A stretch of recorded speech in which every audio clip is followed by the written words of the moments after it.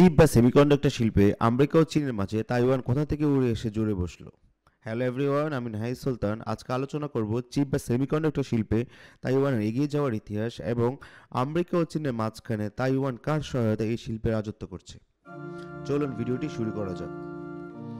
Taiwan হলো দক্ষিণ চীন সাগরের একটি দ্বীপরাষ্ট্র, যা সম্পূর্ণভাবে স্বাধীনও নয়, আবার চীনের কোনো প্রদেশও নয়।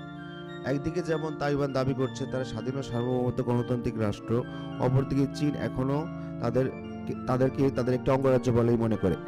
একসময় জাপানের শাসনে থাকা তাইওয়ানকে আমেরিকা দখল করে দুইটি লক্ষ্য উদ্দেশ্য নিয়ে। তার মধ্যে একটি হলো ফিলিপাইন ইন্দোনেশিয়াকে সাথে নিয়ে তাইওয়ানে তাদের সামরিক সক্ষমতা বৃদ্ধি করবে, যাতে করে চীনের সমাজতন্ত্র বিশ্বব্যাপী ছড়িয়ে পড়তে না পারে। সেই জন্য সেখানে স্বল্প সময় ঘাঁটি নির্মাণ করে সামরিক পদক্ষেপ নিতে পারে, এই ব্যবস্থা তারা করেছিল, যার ফলে তাইওয়ান সামরিকভাবে অনেক এগিয়ে যায়। আর দ্বিতীয়টি হলো স্বল্প মজুরিতে আমেরিকার বাণিজ্য পণ্য উৎপাদন। আর এরই ধারাবাহিকতায় আমেরিকা ধীরে ধীরে চিপ বা সেমিকন্ডাক্টর উৎপাদন তাইওয়ানে শুরু করতে থাকে, যার ফলশ্রুতিতে বর্তমান সময়ে বিশ্বের প্রায় 10টি প্রযুক্তি কোম্পানির চিপের মধ্যে প্রায় 9টি তাইওয়ানে উৎপাদন হয়। আর এই সফলতার সম্পূর্ণ প্রযুক্তির সহায়তা দিয়েছে আমেরিকা।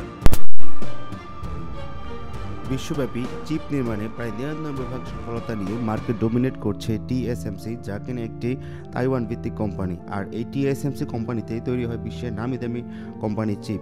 এই তালিকায় রয়েছে Intel, Qualcomm, Apple, AMD, Nvidia সহ আমেরিকার স্বনামধন্য সকল প্রতিষ্ঠান।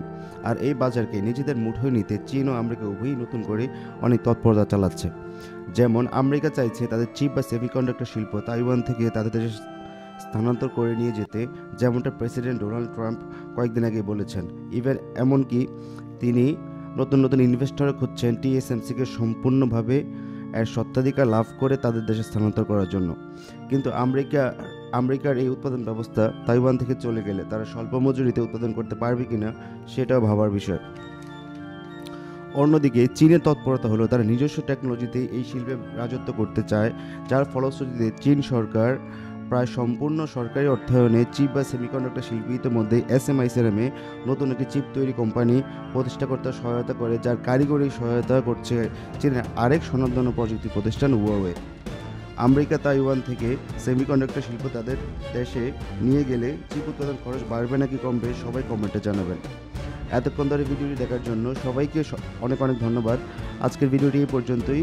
ভিডিওটি ভালো লাগলে অবশ্যই লাইক, কমেন্ট ও সাবস্ক্রাইব করবেন।